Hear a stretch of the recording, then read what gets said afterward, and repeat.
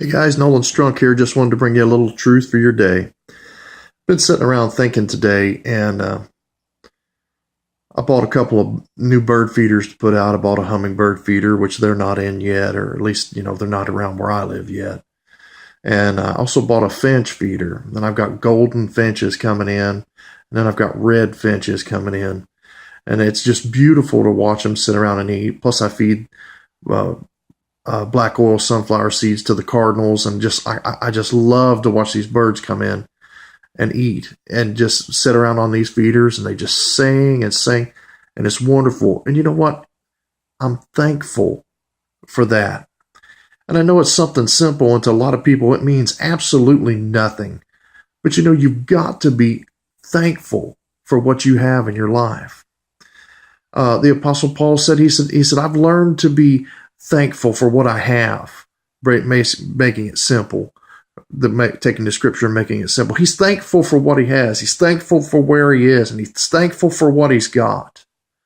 And I felt that today whenever I was really sitting around, because right now I'm really in the worst financial state that I've ever been in a long time. I'm making it and things going on, but it's really tight. But you know what? I'm thankful for where I am. I'm thankful to God that he has provided for me, and that I don't have to have something. See, most of us, we try to live so much above who and where we are that we put ourselves into so much bondage that, instead of owning things, our things own us. And it's because we're not thankful for where we are. We're not appreciative for what we got. But let me give you a little truth here. If you're not thankful for what you have, God's not going to release something new into your life. Hello? Are you listening to me? If you're not thankful for where you are and what you have, and if you can't sit and give God thanks for what you have right now, there's no need for you to sit around and start believing for something new because you don't appreciate what you have. One of the greatest lessons ever taught to me in my life is, many of you who lived around me and knew me years ago, I had this huge white Chevy Blazer, 78 Chevy Blazer. And I just learned that, if you don't appreciate what you have, because all I said all the time is I needed a newer vehicle. I needed a more dependable, newer vehicle. Now, that old truck was a good truck. And I mean, I love that thing. And it was still easy to work on. I mean, it was so tall, the lift kit was so high that I could lean in over the front tires and change the spark plugs in it. I could drain the oil without crawling underneath it. I could just, unscrew the plug and shoot it right down into a 5-gallon bucket. It was awesome. It was great. But I didn't appreciate what I had. And I heard my pastor at the time, Richard Ledford, preached a message. And he said in that message, he says, you don't appreciate what you have. There's no way God is going to take you into somewhere else to get you something newer. And I went home and I got on that truck and I cleaned that truck from one end to the other. I changed the oil in it. I changed the spark plugs in it. I made sure everything was good and running with it. One of my buddies, my buddy Steve, came over and put exhaust system on it so we could get it through the E-check and everything like that, and just all kinds of things. And I just everything I could to get that truck together. And I no more got it finished and got it looking great and running good, and everything was going fine with it. And suddenly there was an emergency, and my sister needed me to come and get her. So it was late. It was probably 1 o'clock in the morning, and I'm going to her house to pick her up to run her to the hospital. And on the way there, a drunk driver comes across the double yellow line and hits me in the driver's side front tire. Stood that truck straight up and down. I mean, literally on a nose stand where that guy hit me so hard. And then it just slammed back down. It ripped the entire front end out of that truck. Just destroyed it. And here I sat. I'm on the side of the road. Didn't know what to do. I had no one to call. Because my sister was calling me for help. And so I ended up having to call my pastor, Richard Ledford.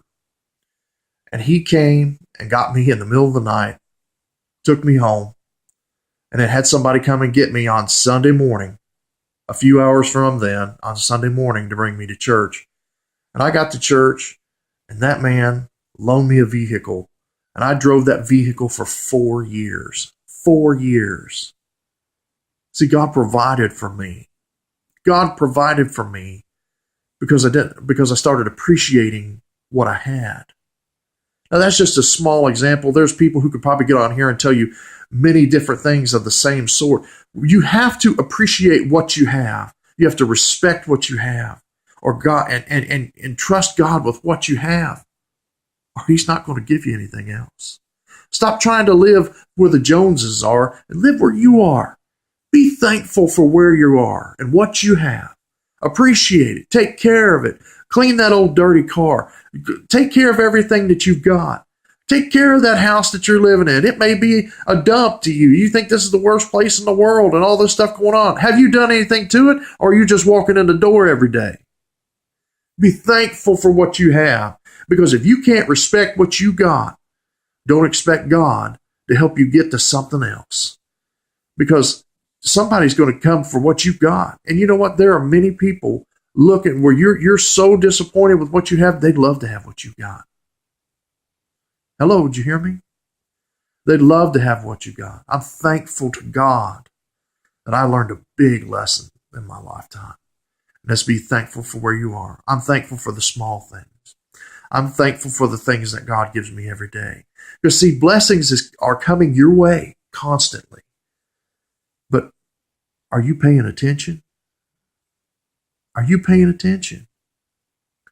Because if you don't, they're going to pass you right by. Just because things don't come the way you think they should doesn't mean they're not a blessing. And blessings don't always come in a monetary form. Hello? I'm preaching good to you now. Listen, here's a little truth for your day. Be thankful for what you have in your life, and be thankful for everything you have. You may be looking at it all and thinking it's all garbage right now, but if you don't respect what you've got, how can you expect God to put anything any better in your hands? Be blessed, and share this video with somebody. Hopefully we're touching and reaching people's lives, and just doing what we can for the kingdom of God, preparing. Dr. Morris, one of my teachers, always told me, and my pastor, he told me, he's preparing laborers for the end time harvest, and that's what I'm praying that we're doing here. You're being a laborer for the end time harvest, reaching out to people, give them a good word to change them around and let them think, and let them know that Jesus Christ paid the price for them and their sins. So help me out here. Share this video and let someone know. God bless you guys. Truth for your day.